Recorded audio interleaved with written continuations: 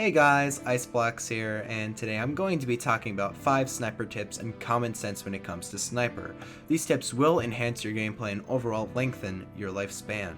Now, this video is going to be very situational, but there is good tips all around for any situation. So let's jump right into the video. So the first tip I have for you as a sniper is to hide your dot from the enemy eyes. When the enemy sees your dot, they're going to be more hesitant to peek the angle you're holding, and can even counter snipe you. By hiding the dot, you're not giving away your position and grants you easier kills.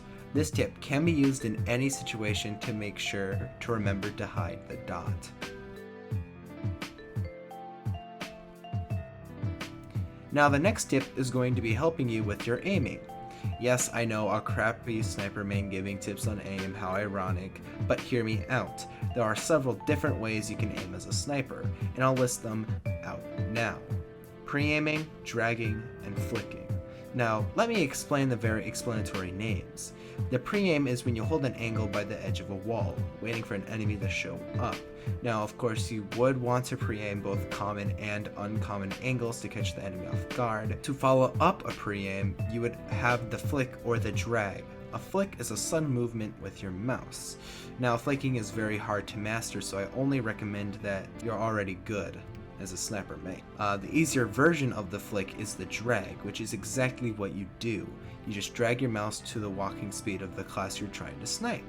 I'd recommend you to practice dragging your mouse and getting used to the class walking speed, because it will improve your sniping skills by 100%. Now that we got the type of aiming down, we need to learn when to use these different types of aiming. Now, first of all, God forbid using the flick constantly, because that is only meant if the enemy is close range. And as stated earlier, only really use the flick if you are already good at doing it. If not, just switch out to your melee. Now, the drag is going to be your best friend right next to the pre-aim, as the two pair well together.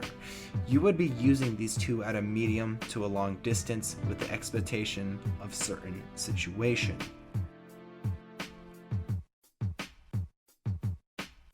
Now, on to the third tip, which is knowing when to back out.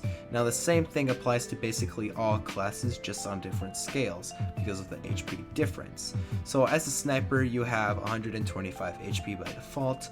Now, of course, you can increase that count by having the Darwins equipped, but we are just going to keep it to the default.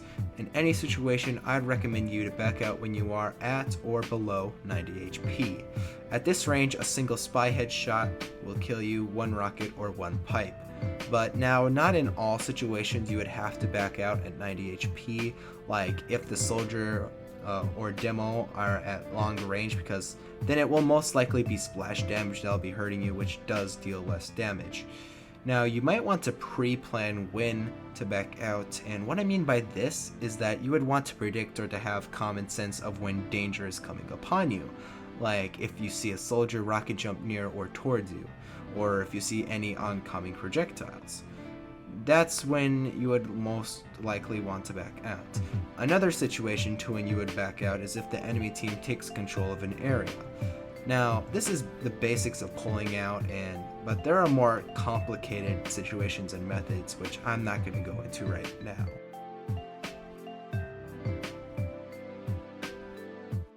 Now, this next tip is useful for finding invisible spies, and in fact I already made a whole video on this a while back. I'm gonna restate it here because it is still a really good method for finding spies. So what you would do is to have your sniper rifle out and scoped in, and then next you would want to scan the area for any invisible spies. Now, what I mean by this is that you want to drag your cursor over an invisible spy, and there will be a small indent of the sniper dot seeming to come closer to you, which is the invisible spy. Once you spot the spy, either proceed to headshot or to apply Girardi. This is a fast and efficient way to find any invisible spies without wasting too much time and Girardi. A quick thing though, if the spy is right next to a wall, the sniper dot will not get bigger at all. I've tested this out, and it barely gets bigger when they're against a wall. So it only works if they're really out on the plane. But another small tip to know on Spies is to check behind your back every 3 seconds. This even means when you're scoped in, because you never know when a spy is going to show up.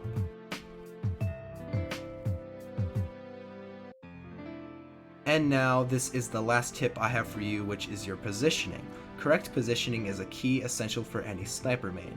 I've even already made 3 videos on good sniper spots on multiple maps, but a common reoccurring theme in all of them is it being an uncommon spot, has a lot of cover, huge horizon area, and easy to back out of.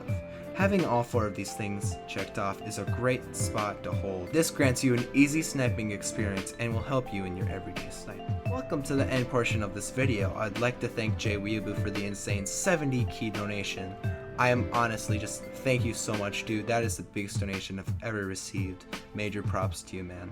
And everyone else who has ever donated to me and supported me, I also really appreciate your faces because it just keeps me going. It motivates me to make more videos. I'm not saying, oh, donate so you get more money and you get more videos. I'm not saying that. I'm just saying it is a motivational factor. And as also, make sure to like the video if you liked it and subscribe for more TF2 related content. As always, stay fresh, my Freshies. Peace.